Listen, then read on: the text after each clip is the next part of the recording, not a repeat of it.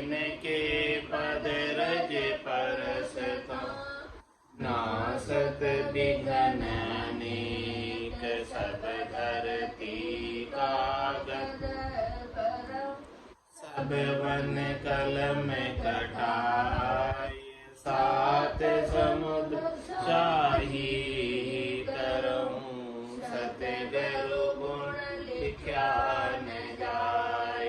राम राम राम राम राम। आप सभी के अंदर विराजमान परमात्मा के पावन चरण राम राम। अनंत श्री सद्गुरु सुखराम जी महाराज के अंगे ब्रह्मज्ञानी का अंग चल रहा है। महाराज ब्रह्मज्ञानी के अंग के माध्यम से परमात्मा प्रेम जहाँ हर आप है, नेम जहाँ गुण होय, अकबक जहाँ सुखी राम कहे, ब्रह्म कहावे जो। प्रेम से परमात्मा मिलते हैं और नियम लेने से उस नियम का जो गुण होता है वो प्राप्त होता है। और जहाँ अकबक प्रेम उमड़ कर आता है, भारी प्रेम उमड़ कर आता है, जिसमें सातों सुरों की सुध नहीं रहती है, वहाँ महाराज माने ब्रह्म रूप हो जाता है, परमात्मा रूप हो जाता है। और अंग मन गेरियो नेक बहुत रहे माय, बिरह प्रेम सुखी राम कहे, हरि महर बिन नाय। और अनेक अंग लक्षण जो है घेर घेर कर सकते हैं, उपाय करके कर सकते हैं, लेकिन महाराज फरमा रहे हैं कि वो थोड़े समय तक अंदर रहे। नेक रहे, नेक बहुत रहे माए, कुछ थोड़े रहते हैं, कुछ ज़्यादा रहते हैं अंदर, लेकिन विरह प्रेम सुखराम के हरि महर बिना। विरह प्रेम जो जागृत होता है वो उपाने से नहीं होता, वो तो हरि की महर से संत सद्गुरु केवली भगवान मिलते हैं और उनकी कृपा से ही जागृत होता है विरह प्रेम, उनके बिना जागृत नहीं होता है। प्रीत लगी व्याकुल भयो, विरह धाई रही रोई, से हंसा सुखी राम कहे, तिरता वारने कोई। जिस हंसवती आत्मा के सद्गुरु की कृपा से, संतों की केवली भगवंतों की कृपा से परमात्मा से प्रीत लग गई, विरह हो रहा है, व्याकुलता हो रही है परमात्मा से मिलने की, और वो पुकार रहा है परमात्मा आर्त भाव से, विरह के भाव से, और धाय रो रहा है, पुकार रहा है। इस प्रकार से जो रोता रोता परमात्मा को पुकार रहा है विरह के अंदर, से हंसा सुखराम के तीर्थावान, उस हंसवती आत्मा को इस भवसागर से तिरने में समय नहीं लगता। ऐसा तेज विरह जो है संतों की, सद्गुरु की, केवली भगवंतों की कृपा से ही प्राप्त होता है। और ये विरह के साथ जो भजन है वो परमात्मा तक शीघ्र पहुँचता है। प्रीत के साथ जो भजन है, पुकार जो विरह की है, आर्त भाव की पुकार है, पीड़ की पुकार है, उसे परमात्मा तुरंत सुन लेता है, तो उसे तिरने में समय नहीं लगता। सबद पीड़ भारी गणी, मोह पे सही न जाय, तन फाटे सुखी राम कहे, मन दूजे उर्माय। जो संतों की, सद्गुरु की, केवल भगवंतों की कृपा से निज नाम, सतनाम, कुदरत कला नयनचर जागृत होता है, शब्द ब्रह्म जागृत होता है, इसकी पीड़ बहुत भारी होती है। सबद पीड़ भारी गणी, इसी से ही विरह उत्पन्न होता है, इसी से ही प्रेम जागृत होता है। वेद सहित ज्ञान घटावे, प्रेम भाव नेचो मन पावे, मोक्ष मिलन की यही है उपाय, दूजी नहीं शिष्ट में भाई। तो सबद पीड़ भारी गणी, मोह पे सही न जाय। इस शब्द ब्रह्म की, निज नाम की पीड़ मेरे से सहन करने में नहीं आती, और इस निज नाम की पीड़ से ही ये पुकार रहा है परमात्मा। निज नाम नहीं होता तो परमात्मा को पुकार नहीं पाता, याद नहीं कर पाता, विरह ही उत्पन्न नहीं होता, प्रेम ही उत्पन्न नहीं होता। प्रेम, विरह, ये सब कुछ उत्पन्न हो रहा है तो एक केवल निज नाम की वजह से उत्पन्न हो रहा है, जागृत होने से उत्पन्न हो रहा है। और इसकी पीड़ बड़ी जबरदस्त है। शब्द की चोट जब शब्द हृदय पर पड़ती है तो हृदय भीतर से पुकारता है, शब्द पीड़ भारी गणी मोह पे सही न जाए। ये पीड़ जो है सहन करने में नहीं आती, इतनी जबरदस्त है शब्द की पीड़। क्या क्या होता है इसमें गटपटचों में? तन फाटे सुख राम के मन दूजे उर्माए। भीतर से तन जो है फाटने लगता है और मन दूजने लगता है, कंपायमान हो जाता है, वाइब्रेट हो जाता है मन। दो ये कहें जहाँ भरम है, एक कहे जहाँ भूल। दोनियों सत्य सुख राम कहे, एक कहे बेसूल। दो ही कहे जाना, कोई किसी को अभी दो दिख रहे हैं, एक ब्रह्म और दूसरी माया। तब तक तो महाराज फरमा रहे हैं कि ब्रह्म और एक कहे जाना, और कोई कहता है एक ही माया और ब्रह्म। तुम्हारे से अभी तक उन्होंने इसका फर्क ही नहीं समझा, माया और ब्रह्म का फर्क नहीं समझा, भूल है। तो दोनों सत्य सुखी राम कहे, एक कहे बेसूल। महाराज में दोनों ही सत्य है, दो भी सत्य है और एक भी सत्य है। कैसे सत्य है?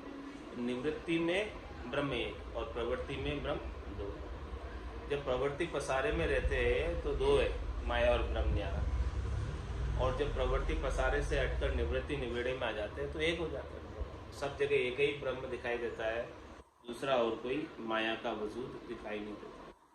और महाराज फरमाने कि इन दोनों से जो ऊपर उठ जाता है तो उसका अपना स्वयं का वजूद भी समाप्त होता है और वो राम रूपी हो जाता है, परमात्मा में मिल जाता है। जैसे बूंद मिली सागर में, पकड़ सके क्या कोई कर। वो बूंद सागर में ही मिल जाती है, शून्य में ही समा जाती है, फिर उसके लिए सब कुछ शून्य हो जाता है। तो न तो फिर दो कहने में आता है और न एक कहने में आता है, वो शून्य हो जाता है, शून्य में समा जाता है, परमात्मा में समा जाती है वो आत्मा, फिर कुछ भी कहने में नहीं आता, अनिर्वचनीय बात हो जाती है, अनिर्वचनीय आनंद हो जाता है। फिर एकदम फिर ब्रह्म स्वरूप हो गया, राम रूप ही हो गया। तो दो ये कहे जहाँ भरम है, एक कहे जहाँ भूल। दोनों सत्य सुखी राम कहे, एक कहे बेसूल। मन मानी जहाँ थिर भयो, तहाँ ही पदवी जान। सुर नर बिच सुखी राम कहे, मन सुख एक बखान।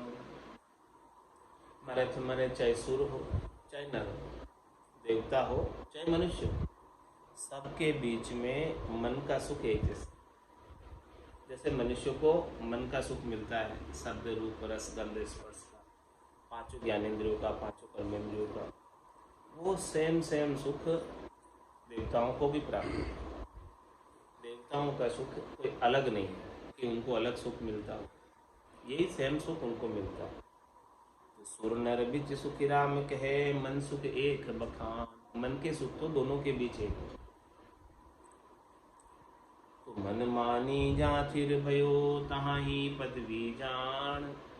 माना चाहिए कि जहाँ उन्हें अपने मन से माना कि भाई ये सुख है और ये दुख है, जो तुझे अच्छा लगा मन को, वहीं स्थिर होगी। मन जहाँ अच्छा लगे मन को कि भाई ये अच्छा लग रहा है, तो वहीं जाके मन ठहर जाता है।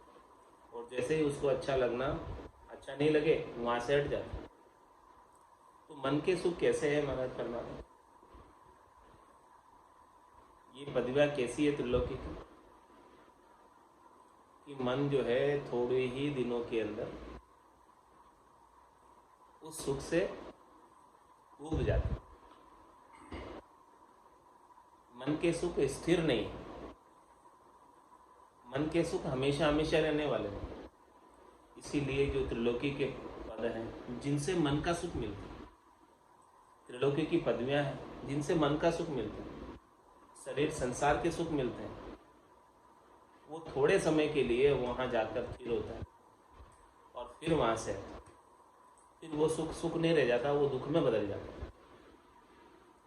तो इसीलिए मन के सुखों में नहीं पड़कर, त्रिलोकी में फल प्राप्ति की इच्छा नहीं कर, हमेशा हमेशा का सद्य सुख, सद्य लील लील बिला, सद्य आनंद परमात्मा के नाम का प्राप्त करे। वो आत्मा आनंद है, वो भजनानंद। जो सुख चाहे तू सदा, शरण राम की ले, कह नानक मेरे मना, ये दुर्लभ मानुष। सुख का सागर राम है, दुख का भंजन हार, राम चरण तजिए नहीं, भजिए बारंबार। मन मानी जहाँ थिर भयो, जहाँ तेरे मन को अच्छा लगा वहाँ तू लग गया, तो तहाँ ही पदवी जान, समझो वही तेरे को त्रिलोकी की पदवी है, वही त्रिलोकी का सुख है। सुर नर बिच सुखी राम कहे, मन सुख एक बखान। चाहे तू यहाँ मृत्युलोक में है, चाहे स्वर्ग में चला गया, दोनों ही जगह मन के सुख तो एक ही जैसे हैं, कोई अंतर नहीं। इसीलिए महाराज फरमा रहे कि सुरपुर नरपुर नागपुर, तन दुख मिटे न कोई, मन सुख तो सुखी राम कहे, जहाँ समझो ताही होय। तन के दुख कहाँ तक नहीं मिटते? इस त्रिलोकी में 3 लोक 14 भवनों में जब तक देह धरोगे तब तक तन के दुख मिटने वाले। तंदर सुखिया कोई नहीं देखे, जो देखा सो दुखिया हो। उदय अस्त की बात करत, सबका किया विवेक। सबका महाराज फरमा रहे हैं कि विवेक का किया, सबको देखा है विवेक के द्वारा कि कौन सुखी है तन से। इस तन से कोई न कोई, सब दुखी है, कोई न कोई दुख सबको लगा। तन का दुख तो कहाँ तक रहता है महाराज? सुरपुर नरपुर नागपुर। सुरपुर क्या है? देवताओं के ऊंचे लोग, ऊपर के सारे 7 भवन। और नरपुर क्या है? ये मृत्यु लोग। और नागपुर क्या है? नीचे के सारे लोग। तो ये 3 लोग 14 भवनों तक जब तक तन धरता रहेगा, तन दुख जादे न जाओ, जादे न धरे न दे, और निरंजन लग सुखराम के भुगते गो नरे। जब ये देह नहीं धरेगा, देह धरे जहाँ तहाँ धोखा, साचा ना ही कोई सच्चा नहीं। जब तक देह धर रहा है तब तक तो धोखा ही है। तन के दुखों का, मन के दुखों का, सब धोखा, सब चलता रहता है ये देह जब तक धर रहा। तो सुरपुर नरपुर नागपुर, तन दुख मिटे न को। ये तीनों लोकों तक जब तक रहोगे, और तीनों लोकों में ऊपर नीचे जब तक जाते रहोगे। 3 लोक का फेरा हुई, गाणी बेल फिरे ज्यों सोई। 4 वेद की त्रिगुण माया, लख 84 जीव बंधा है। तो इसमें बंधे ही रहोगे 84 लाख जीवन। और ये तन के दुख कभी मिटने वाले ही नहीं है। जब तक शरीर है तब तक इसके साथ दुख लगे। सुरपुर नरपुर नागपुर, तन दुख मिटे न कोई। चाहे शरीर यहाँ पे नरपुर में धारण किया, चाहे सुरपुर में देवता का धारण किया, चाहे नागपुर में नाग का धारण किया, कैसा भी शरीर धारण किया, तन के दुख तो सबके साथ लगे हैं। और मन सुख तो सुख राम कहे, जा समझो ताही हो। और मन के सुख कैसे हैं? जहाँ मन से मान लो कि सुख है, वहाँ सुख है।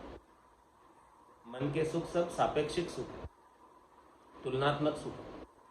एक दूसरे से जब कंपैरिजन करते हैं, तुलना करते हैं, तब अपने आप को सुखी और दुखी महसूस करते हैं। ऐसे मन के सुख। अपने से धनवान से अपनी तुलना करते हैं तो अपने आप को दुखी महसूस करते हैं कि हमारे पास इतना धन नहीं है, इतने गाड़ी नहीं है, इतने बंगले नहीं है, इतने नौकर चाकर नहीं है। ये सारे दुख अपने को लगते हैं। और अपने से गरीब से तुलना करते हैं तो अपने आप को सुखी महसूस करते हैं। तो इसलिए महाराज मन के सुख तो आपके मानने से होते हैं, और तन के दुख तो इस त्रिलोकी में जब तक शरीर धरोगे तब तक लगे रहेंगे, मिटने वाले। तो इसीलिए महाराज कह रहे मन से तो क्यों दुखी होते हो तुम? मन से तो क्यों दुखी होते हो? अपनी तुलना अपने से कमजोर से करो हमेशा, अपने से नीचे वाले से करो तो अपने आप को हमेशा सुखी समझो, अपने आप को हमेशा अच्छा समझो। तो सुरपुर नरपुर नागपुर, तन दुख मिटे न कोई। मन सुख तो सुखी राम कहे, जहाँ समझो ताही हो। तो जहाँ भी रह रहे हो मन से हमेशा सुखी रहो, मन से हमेशा स्वस्थ रहो। मन से अपने आप को इन्फीरियरिटी कॉम्प्लेक्स मत आने दो कि मैं कमज़ोर हूँ किसी से। अब मन से सुखी रहोगे तो तन के अंदर भी दुख कम आएंगे। पहले मन में आते हैं दुख और फिर तन में आते हैं। भावो मानो ज्ञान सु भावे पदवी पाए, मन सुख तो सुखी राम कहे दोनों सरस कहाय। ये मन के सुख तो दोनों ही अच्छे हैं। कैसे कि भाव मानो ज्ञान से, बोले इस प्रकार से हमारे ज्ञान करके, ज्ञान से मानो कि जो कुछ आपको मिला हुआ है उसमें संतुष्ट हो। अपने पास 99 है और एक नहीं है तो 99 का सुख तो नहीं लेते और एक के लिए दुखी हो। अब सुखी होना और दुखी होना आपके हाथ की बात। आपके पास 99 वस्तुएं हैं तो 99 का सुख ले लो। एक के लिए दुखी होने का क्या फायदा। लेकिन दुखी सब एक के लिए हो कि हमारे पास वो नहीं है, वो चाहिए। अरे भाई जो है उसका सुख ले लो। इस प्रकार से समझा रहे महाराज ज्ञान से, जो है उसमें संतुष्ट हो, जो नहीं है उसके लिए दुखी मत हो। यानी प्राप्त की इच्छा मत करो और प्राप्त का तिरस्कार मत करो। प्राप्त का सदुपयोग करो, जो प्राप्त है उसका आनंद लो। तो भावो मानो ज्ञान सु भावे पदवी पाए। चाहे तो आप ज्ञान के द्वारा मान जाओ, मन को ज्ञान से समझा लो कि भाई आप सुखी हो, दुखी नहीं हो। जहाँ भी रह रहे हो वहाँ सब सुख। भावो मानो ज्ञान सु भावे पदवी पाए। और चाहे आप पदवी पाकर त्रिलोकी की, इस त्रिलोकी में सुख सुविधाएं पाकर सुखी हो जाओ, और चाहे ज्ञान से हो जाओ। सुख सुविधा पाकर भी और ज़्यादा दुखी रहते, क्योंकि वो अपने आप की तुलना और ऊपर वाले से करते। तो जब तक महाराज फरमा रहे हैं कि ज्ञान नहीं होगा इस प्रकार का तुलना करने का, कंपैरिजन करने का, तब तक ये दुख मिटने वाला नहीं है मन का। भावो मानो ज्ञान सु भावे पदवी पाए, मन सुख तो सुखी राम कहे दोनों सरस कहाय।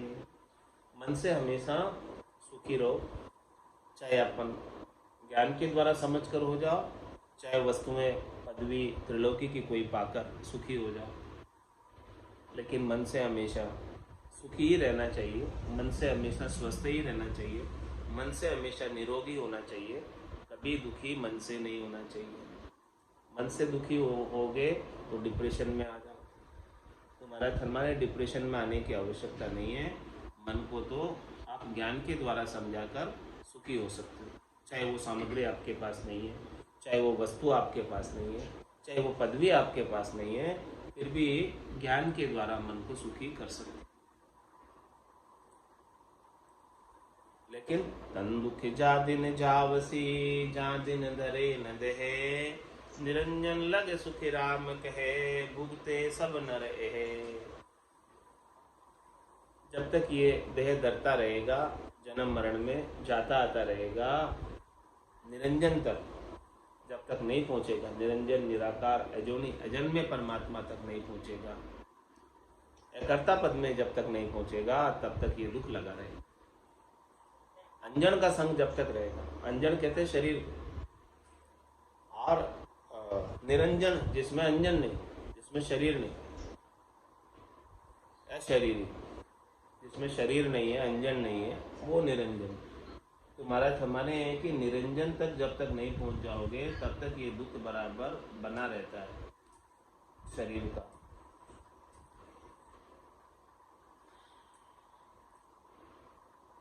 ज्ञानी सुनो समझ ना होई, बह के ज्ञान सुई जावे, कै सुखी राम रोग ही खाया, फिर खाए सुई आवे।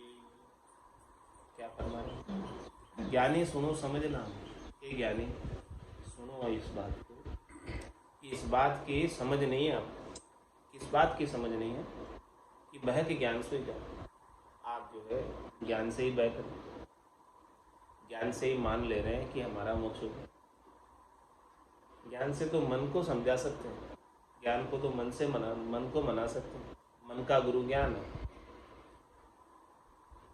तो भाई सब जगह सुख है, दुख नहीं है। लेकिन आप ज्ञान से मत बहको कि हमारा मोक्ष हो। कै सुख राम रोग ही खाया, फिर खाए सुई आवे। महाराज हमारे की कोई आपको रोग है, इसलिए हुआ रोग। कोई ऐसी चीजों का सेवन कर लिया, कोई ऐसा भोग कर लिया जिसकी वजह से रोग, और फिर उस रोग में जो नहीं खाना चाहिए उसको भी खा रहे हैं, तो फिर रोग बढ़ जाता। उस चीज का जब तक आप बंद नहीं करोगे, निषेध नहीं करोगे, जिस चीज को खाने से रोग हुआ उसी चीज को कंटिन्यूस करते रहोगे। करनी और कर्म और क्रियाओं और सुख प्राप्ति की इच्छाओं की वजह से ये भवसागर में आने का रोग लगा, और इसी काम को आप करते रहोगे लगातार, तो ये फिर रोग आ जाएगा। ये जन्मने और मरने का जो रोग लगा हुआ है इस आत्मा, ये कैसे कटेगा? जब तक इसकी औषधि नहीं करोगे, जब तक इसका उपाय नहीं करोगे। तुम्हारा हमारे राम नाम की औषधि, जो अटपेरी खाए राम चरण रुचपुच रहे 84 कट जाए। ये राम नाम की औषधि है जो 8 अप्रैल खा लो और फिर इसके रचपच रखो, और ये शरीर में जब रचपच जाएगी, रोम रोम से हो ही रही निरंकार गुणकार, इस प्रकार से रचपच जाएगी रोम रोम में, तब महाराज फरमा रहे हैं कि 84 कटे। इसके बिना कैसे कटे? दवाई का असर शरीर में दिखने लगेगा, आनंद आने लगेगा सब जगह, तब जाके उसका रोग कटेगा। नहीं तो ये रोग बार बार ये रोगी ही रहेगा और जन्म मरण में जाता आता ही रहेगा। आत्मा को ऐसा असाध्य रोग लग रहा है कि जिसकी कोई दवाई नहीं है डॉक्टर के पास, वैद्य के पास, लेकिन सद्गुरु के पास उसकी दवाई है। सद्गुरु बड़े डॉक्टर हैं, बड़े वैद्य हैं, सबसे बड़े। इस आत्मा के असाध्य रोग, जन्म मरण के रोग की दवाई बताते। वो मोसर है राम भजन, हरिजन होई सो जागो रे। कठिन रोग है जामण मरना, राम भजन कर त्यागो। ये कठिन रोग है, जन्मना और मरना। ये कठिन रोग की दवाई, कठिन यानी बहुत मुश्किल रोग है, ये मुश्किल से जाता है, ला इलाज है, इसका कोई इलाज नहीं है। जन्मने और मरने की रोग का ऐसा रोग है। तो इस रोग का इलाज बता रहे सदगुरुदेव कि भाई राम भजन कर त्यागो रे। ये राम भजन से ही इसका जन्मने और मरने का रोग मिटेगा, इसके बिना नहीं मिटने वाला।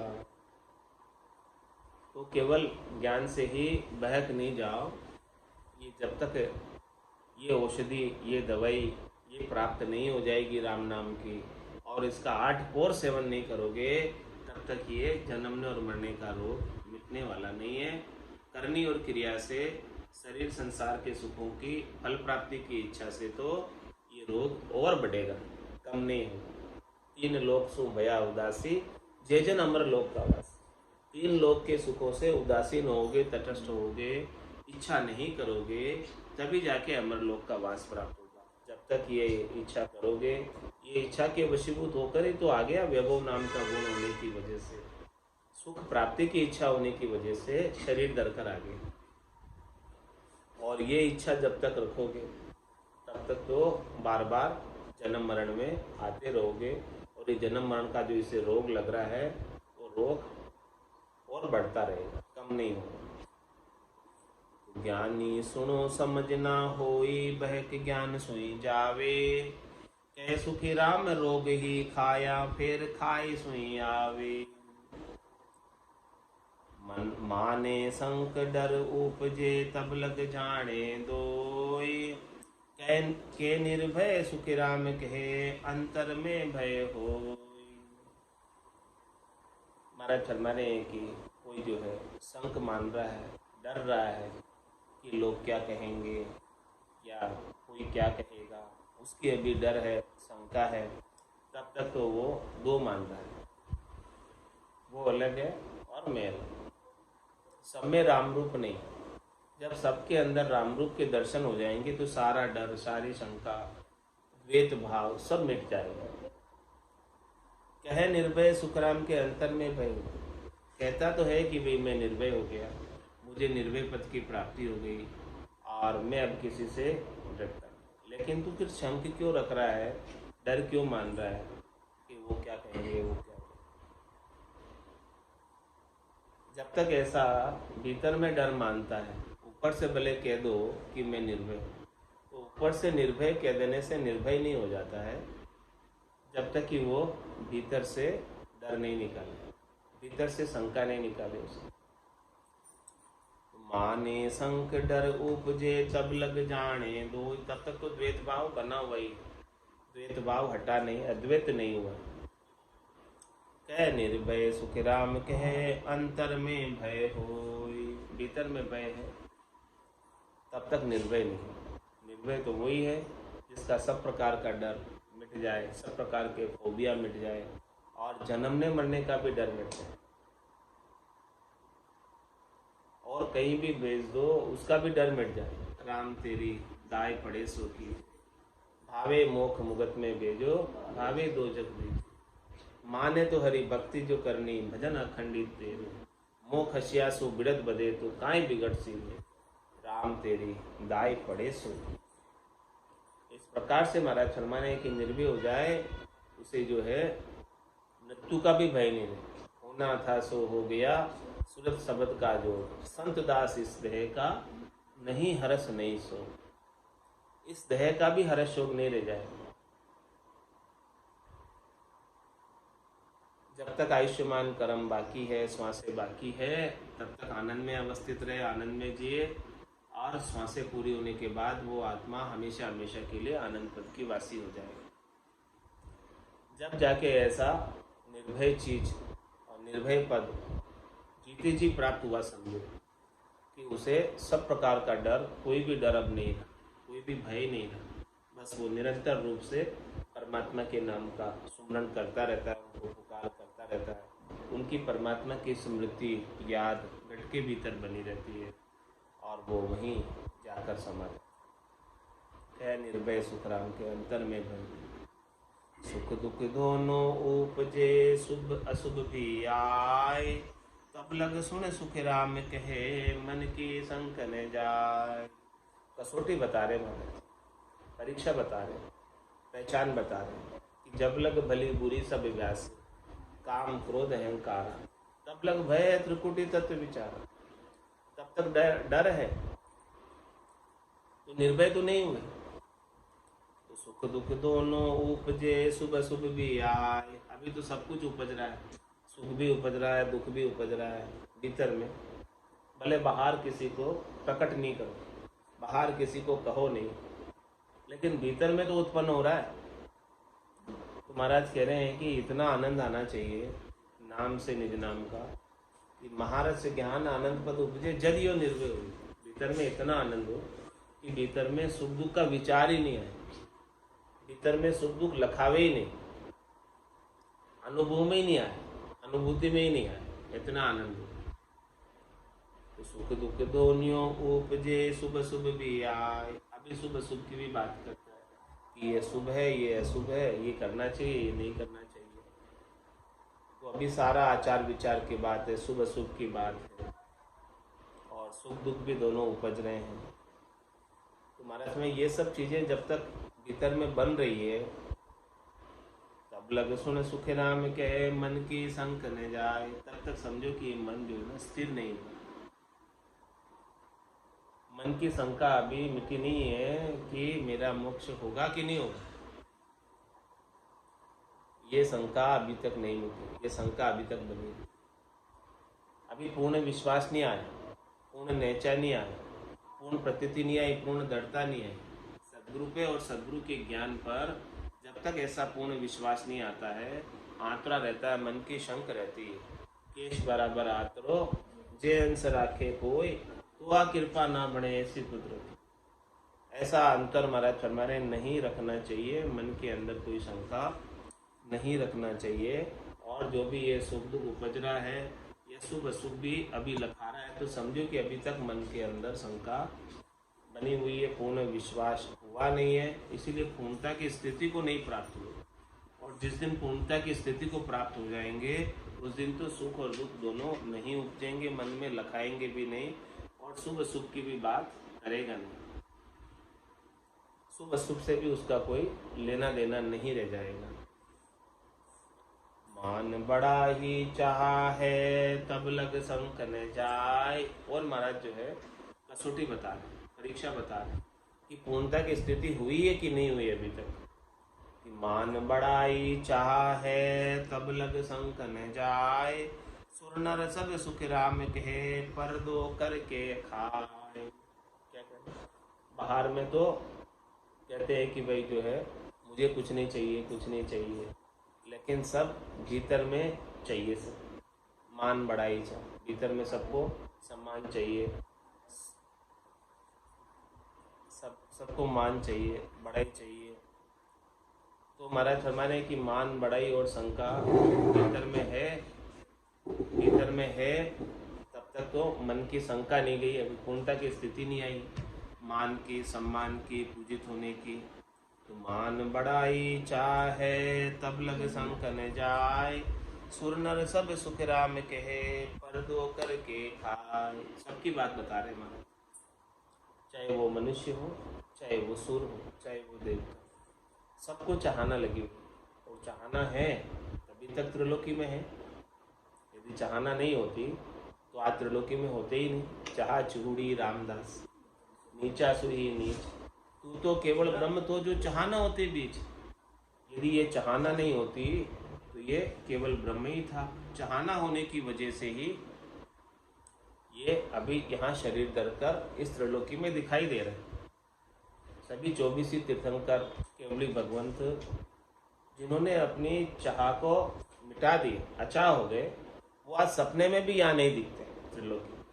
बाकी सब दिखते हैं जिनको चाहना है, चाहे वो सुर है चाहे वो नर है, सब इधर दिखाई दे रहे। कोई सपने में भी आकर बता दे कि जो केवली भगवंत इधर है, 24 तीर्थंकर इधर है, 24 तीर्थंकरों ने केवल पद आनंद पद प्राप्त किया है, तो सब वहाँ पहुँचे हैं। तो इस प्रकार से जो मान बढ़ाई चाहना रखते हैं वो तो इधर ही त्रिलोकी में ही है, मन की शंका नहीं गई है। और सब पर्दा करके खा रहे हैं। पर्दा करके मतलब भीतर भीतर में सबको चाहिए, और ऊपर में कहते हैं कि हमको कुछ नहीं चाहिए।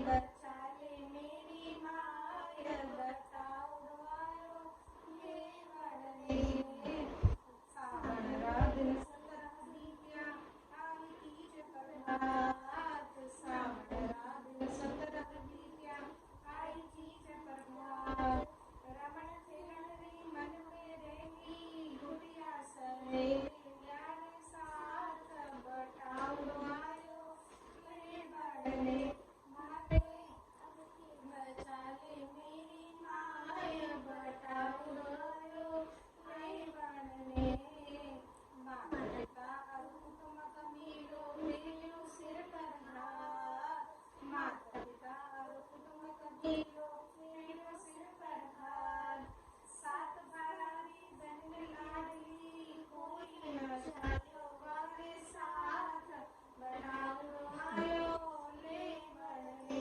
मारे अब के बचा ले मेरी माय बताओ आयो ले बड़े बताओ आयो ले बड़े बोलो राम सद्गुरु देव जी महाराज ने धन्य हो परम दयाल सद्गुरु सुखराम जी महाराज ने धन्य हो अनंत श्री सद्गुरु सुखराम जी महाराज के ज्ञान सत्स्वरूप भगवान ने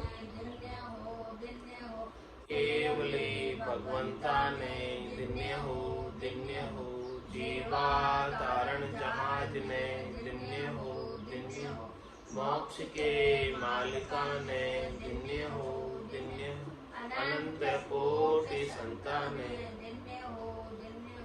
राम सभा में राम राम सा